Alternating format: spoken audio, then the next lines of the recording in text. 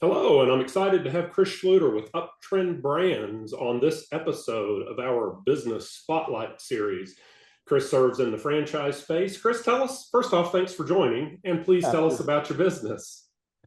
Yeah, so it's outsourced, kind of in-house, real estate development individual where, I was in-house with multiple brands, had one brand that we took public and just kind of saw that need out there for concepts that are wanting to grow or franchisees or franchisors wanting to grow and saying, do I really need the in-house person or can outsource and still have that expertise? Because not a broker.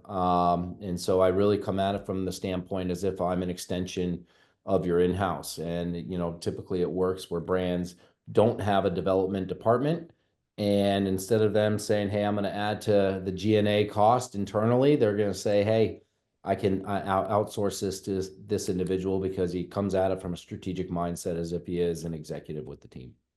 Well, certainly after doing an introduction with you, I left hungry with some of the brands you referenced that you've Yeah. worked for. Some of those notable brands that people would recognize. Yeah, so right now, I handle all the growth and development for Firebird's Wood Fire Grill, which is a full service, polished casual restaurant concept. I work for California Fish Grill, which is a fast casual, seafood concept out of Orange County, California. Handling some Aviva Chicken right now, doing a strategy for them, Familiar. the Yeah. local, Charlotte brand. And then a concept out of Indianapolis called Cafe Patashu, which is a full service breakfast brunch concept.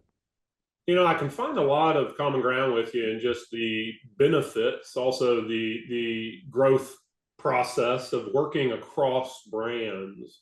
But being able to look at that, somewhat in the rear view, it does give you a perspective that's broad of the pros and cons of each different brands and the ability to kind of gather and accumulate that toolkit for use as you advise.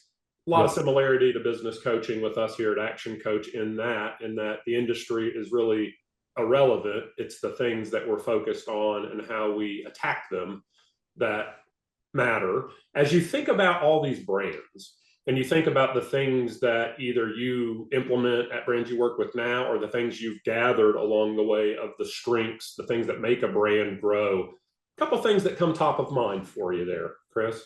Yeah, I think that it's first and foremost, I think it's not growth for the sake of growth. There's got to be a strategy behind it. I always come at it from more of a macro sense all the way down to the micro, and I always call the micro of actually doing the deal. Hmm. There has to be a strategy in place, whether it's a market regional strategy, whatever it may be, and kind of I always talk to CEOs, and one of the first two questions I always ask is, what are the goals of the company? What are you really trying to accomplish over, let's call it a 3, 5 year period, but really, how do you want to get there over those 3 to 5 years? Because not all strategies fit the same. And so understanding where you want to be, you kind of backfill and then start putting a strategy together. But I think where you see some brands get in trouble is you see that growth for the sake of growth and you see them pop up everywhere. And, we all I always say, we're not building rockets for NASA here. And there's always those ones you always kind of scratch your head, whether you're on this side of the business or not. You're like, what are they thinking about this Yeah. site? And you don't know if it's from a franchisee perspective where they're being pushed on their development schedule or not, or it's corporate, that has whether it's private equity behind it, whether they're public, someone really kind of forcing that growth. But I think first and foremost, it's having that strategy together of where you want to be, and then making sure that you have the white space out there to actually accomplish those goals. What does that mean to you, the white space? It's being able to stay disciplined on site selection specifically to make sure that, hey, if I'm not really interested in going into B and C sites. I mean, A sites are A sites for a reason. So you really have to look at a market and say, how many of these A sites are there for us? And then on the corporate side, you're also looking at it saying, if I have to jump from, let's call it Charlotte to Nashville, Atlanta, whatever it may be, there's going to be a distribution aspect to it. And I'm probably going to lose some efficiency going to, let's say, Nashville from Charlotte that I don't have in my home market. So it could be 4 percentage points or whatever it may be. And so then you have to look at the market and say, how many units do I need to open in this market to get those efficiencies back? But how long is it going to take me to actually do that? So then you start looking at markets and saying which ones play better. And there's a variety of other aspects to it, from labor and everything, Yes. construction costs. But the white space is really just making sure you have enough out there to look at to stay disciplined. So you don't end up talking yourself into sites and saying, well, if I do $100,000 more or $1 million more in sales, and you just want to stay disciplined. And, I always have a saying, and, people sometimes laugh, but if we open this location and it doesn't work and it dies, what would we write on the tombstone? And if I can already write on the tombstone now before we do the deal what it would be, Mhm. probably shouldn't be doing that deal.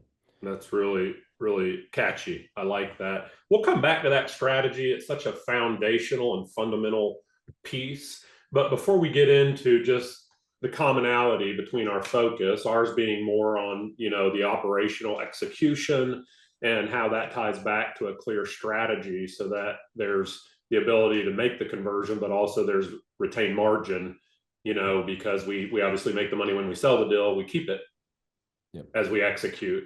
But for your own personal skill set, this kind of ability to drop into all these different organizations, some of the traits that you've had to refine to be adaptable is the word I'll use into so many different corporate cultures. Or do you see that there's not that much different between the types of organizations, culturally speaking, that you're working with, Chris? There's not that much. It's just really what it is under each organization, outside of, let's call it, the CEO and development, it's really making sure those other functions, from an operations to marketing, are they built for the growth? Are they ready for the growth? Because just as much as you may want to grow at a certain speed, and I always say you don't want to get past your ski tips. And you see brands do that. They have the start and stop on growth, and that's because they get past themselves operationally. So you want to make sure the organization is set up right for that growth, because the last thing you want to do is go open up a new market or new sites and you can't operate it correctly, because then it really doesn't matter how great the site is. Yeah. Because as a guest, whether it's in food or any kind of retail or whatever it may be, you're only going to get so many shots from me as a consumer, that if you drop the ball one time, I may give you some forgiveness. The second time, now it's a trend. Yeah, and especially in the market you're pursuing, because if you're a standalone, option, then the market probably doesn't support that growth strategy anyway. So the consumer's going to have alternatives, Well, in the especially in, spaces. in food, in certain categories of food. I mean, take hamburgers, for example. I mean, it's just a hyper competitive market. And so you have to have the right site, but you got to be able to operate it correctly. And so that's Mhm. the difference is, I think, in some organizations that, some have a team that is ready for that. Some don't have a team that's ready for that. And so it's, when I say I look at everything from a macro sense all the way down to the micro, that macro, involving the strategy, that plays a role. And so it's not just me talking with the development folks or the CEO. It is the entire organization, because it does have to all be wrapped into it. Especially when you talk about the operations, from hiring and labor and so many other pieces that play a part into this.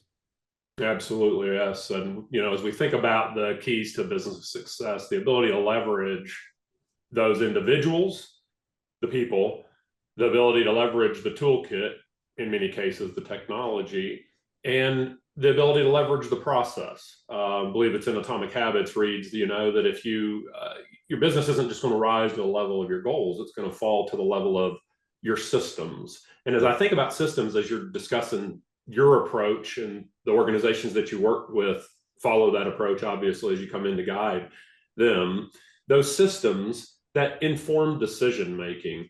What do you see as the recommendation or the means to get some structure, clarity around? First off, how many KPIs, for those listening, key performance indicators? How many KPIs would you say, at a C-suite or a executive level position in a company? How many KPIs should they be, really keeping an eye on? Oh God, that's a loaded question, because every organization is different. Do you feel we can effectively keep an eye on more than about a handful? Yeah, probably. Okay. based on that information being consistently collected, Yeah, consistently reported. exactly. And then, Mm-hmm. from the information, just on the growth, I mean, so much in today's world has gone to just like anything in life, there's such a technology aspect to this. And it's no more just the gut and feel of things. I mean, you need to put, certain indicators behind it. And I think it used to be, let's call it back in the day, 80% kind of human element, 20% technology. That has really flipped in today's world where it's, I think, 80% technology, 20% human. Um, but you can't disregard that 20%. I mean, there's just something to be said when you go out to a site and you're like, all the technology in the world says this is great, and you sit there for 3 days and you're like, there's no traffic. I don't get it. Um, that's It just doesn't add that up. that's going to happen. But in today's, like I use a program called Calibrate. Calibrate, I'm able to run, everything to find out, let's say someone has 15 rest units. There's usually probably a breakup between the top five, middle five, bottom five. Um, and you try to find, you hope there's a smoking gun of why the top five are the top five, the bottom five are the bottom five, but you do technology to back that up. You find out who those guests are, who those co-tenants are, the visibility, all these things, and you look at it and you can probably find a couple things in there that you're like, this is what makes an A location or an A site for us, and this is what makes a C site for us. And so technology is a big thing that I think more and more people need to use. Most certainly.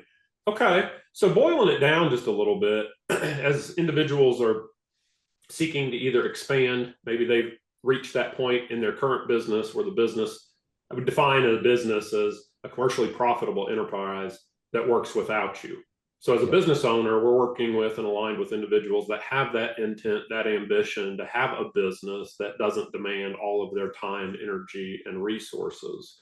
And so as they look forward to multiple business ventures and therefore the opportunity to do more with those resources from an impact, what would be the reasons to consider if they had not? And I have a background in franchising, so I won't answer my own question. What are some of the reasons that an ambitious individual, regardless of how far along they are in their career, might want to consider franchising, and specifically the opportunity of multi-center, ownership as a trajectory there? Yeah, I mean the idea of franchising is, you're not having to create something from scratch. There's a proven business model out there that works. And at the same time, hopefully there's a proven name that, consumers recognize. Yes. So you're not trying to get 100% of that trade area to understand what you are and who you are, starting from scratch. So there's a big advantage there, and that's why people do get into franchising. But I always say, that in today's world, whether it be retail or restaurant, it's hyper competitive out there. And so the biggest thing is making sure you pick a franchise that isn't doesn't get impacted too much by competitors. And what I mean by that is, take the hamburger world or the pizza world. There's so many of them on almost every corner, and you look at it and you say the dollar can only be split so many times. Even if I have the best location and I have the best product, there's going to be a time, whether it be a year or 2 years, that I'm going up against two other competitors in my trade area. So I'm not reaching maximum potential until, unfortunately, they either close shop or whatever it may be. I think it's looking at that, and I think it's also putting a development schedule, because franchisors are going to want the franchisee to have a development schedule to keep growing it. It's making sure that you have a development schedule that you can actually meet versus the pie in the sky. And that goes back to the whole white space analysis, to make Mhm. sure that you can actually do it and stay disciplined. One of the things that I always say, especially on the corporate level of doing growth, is, I tell my brokers this too, of like, if we would you put your own money into this location, because you're playing with corporate money, not the individual's money necessarily. And so you have to look at it from that perspective. And I think that so many folks are just transaction focused of getting the deal done versus going back to the franchisee and understanding this could be somebody's life savings. This is somebody that could be trying to keep growing a business. This is somebody that could be using this for retirement. Either way, this is an individual's money and you've got to protect that person. And that's the whole thing, is that the franchisor, as much as they want growth, they need to protect the franchisees as well. Most definitely.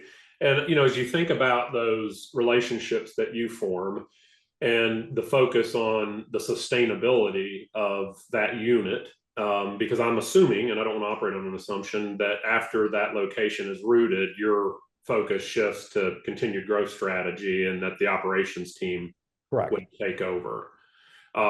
So as you work with a couple of clients and they're entering new markets by way of expansion, is it a fair question to ask in the short term after you open that new location? What are some of the things that businesses need to do to get known in their market or to penetrate the market share? How many ways that dollar split, excuse me, which is what got me thinking about it a minute ago when you said how many ways that dollar can be split. What do you do? What are some of the main ways to get some traction on taking a percentage of that dollar? Maybe just one or two things that come top of Yeah, mind. I think the number one is local store marketing. And that's not a flyer. And that's not something we Great. get, we all get something in the mail and we all know we toss 90% of it away. I think it's getting involved in the community. I think it's getting involved in the schools. And obviously depending on what the franchisee, what kind of brand, Mm-hmm. but from a food standpoint, get involved. I mean, what you want, and let's talk in the restaurant space, you want that given trade area to feel like that's their store. They play a role in it. There's a brand out there, it's a corporate brand, but Raising Cane's, for example, they do every restaurant and they'll have pictures of the local community, whether that be the high school, they'll have a helmet up, whatever it may be, but they get involved in the local community. So that local community really feels like, hey, that's my Raising Cane's. Down in Waxhaw, that's my this. I think getting involved is really important.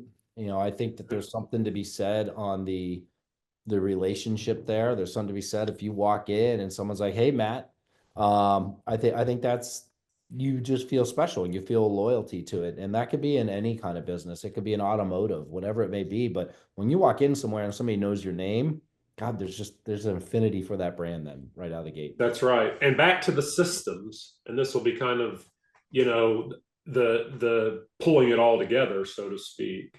It doesn't have to be super sexy on the back end operationally. But on the other side of the counter, coming out of some automotive franchises myself, you certainly struck some familiarity there. That it's as simple as something of, first off, rooted in a genuine interest in the individuals that you serve, and that they deserve a quality product for choosing to give you the opportunity to provide them that service. So foundationally, that has to be the mindset, or else the next thing I'm going to say doesn't really make sense, because you won't care enough to take the time to then have that conversation with them. Yep. Slow down enough. And I know everything's transactional, and that's fast food and some of the concepts, but to slow down enough to be intentional and leverage your systems. CRM is an example, customer relationship management systems, to where if they give you something insightful, that they're in getting that oil change done because they're headed out of town for a visit to the grandkid's birthday or whatever the case may be, take the time to make a note of that and make a meaningful connection that it endears them to the business out of a place of genuineness, of course, and authenticity. But the ability that the next time that they come in, for you to say, "Thanks so much, Matt, for coming back in." And as you're getting ready to take that next order, you see the note and are able to make your own personal connection for that to be a meaningful conversation for the service person as well. Mm-hmm. Those are just little things. And so in these podcast series, always try to give some simple application to where these concepts are not so profound that they're dumbfounding, right? We want them to be simple to apply. So it's those little things of being purposeful. I think the systems and the data used to drive decisions is a key concept you've shared with us, Chris. I really appreciate those insights.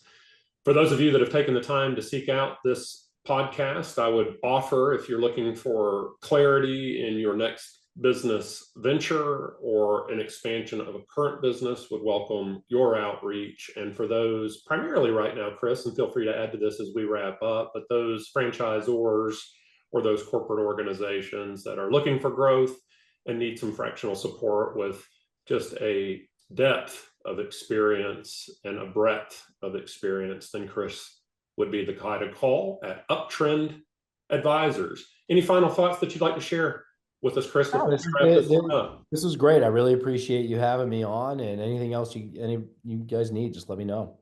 Wonderful, Chris. Thanks so much. Appreciate All right. you, Yeah. and hope to talk again soon. All right. Thanks. Bye.